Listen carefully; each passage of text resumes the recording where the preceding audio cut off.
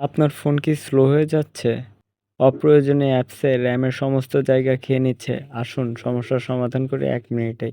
তো ফার্স্টে প্লে স্টোরে যাবেন, সেখানে গিয়ে সিসি ক্লিনার লিখে সার্চ করবেন। ফার্স্টে যে অ্যাপসটা আসবে ওটা ইনস্টল করে ওপেন করবেন।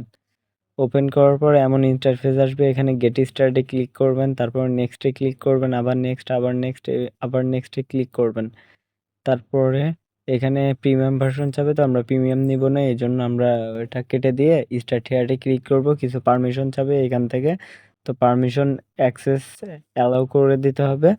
তো ফার্স্টে ঢুকে যে আমি যেভাবে অ্যালাউ করে দিচ্ছি সেম এইভাবে আপনারাও অ্যালাউ করে দিবেন।